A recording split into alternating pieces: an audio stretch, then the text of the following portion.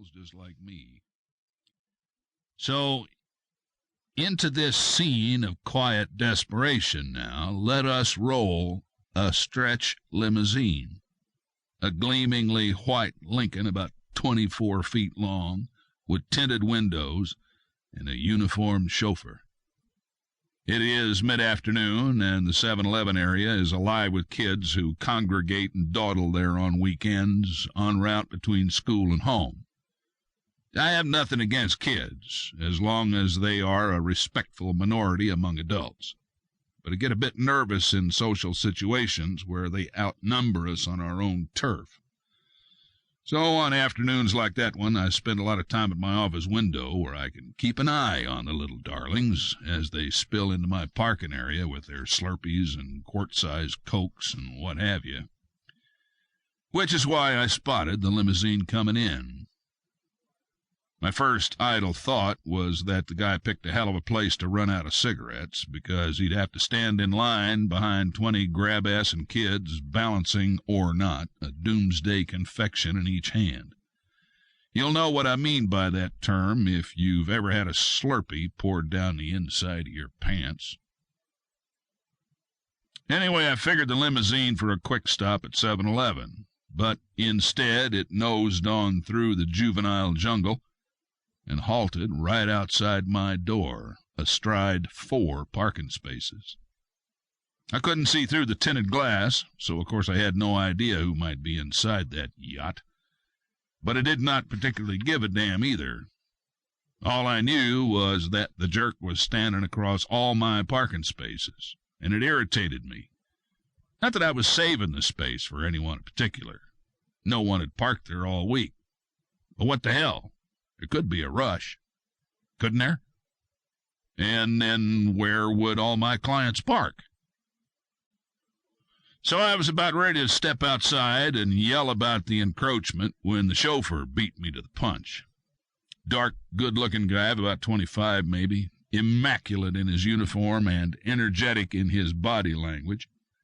He left the engine idling and made a beeline to my door. Now, I have this small reception area, but no receptionist. Also no secretary or help of any kind. I do it all myself with no trouble whatever, because it takes only one to do nothing. And that is most of what I was doing at the time. So I opened the door to my inner office at about the same time the chauffeur was coming through the outer doorway. I am figuring this guy has the wrong address. This is a limousine for hire, and he's trying to find his pickup. I am in a lousy mood because I am bored and also a bit depressed over the cash flow situation. All of the flow was in the wrong direction, and the pool was slowly drying up. So I am ready to come down hard on this guy for tying up my parking spaces. But he showed me a respectful smile as he inquired, "Are you Mr. Copp?" I admitted it. He said, "Mr. Moore would like to talk to you, in the car."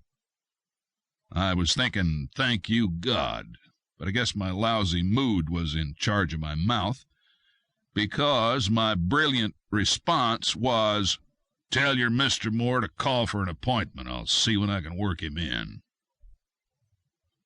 What the hell, I was thinking. I'm not a drive-up dick. Now, what do you mean, in the car? I don't give curb service. I don't... The chauffeur was reading me, I guess.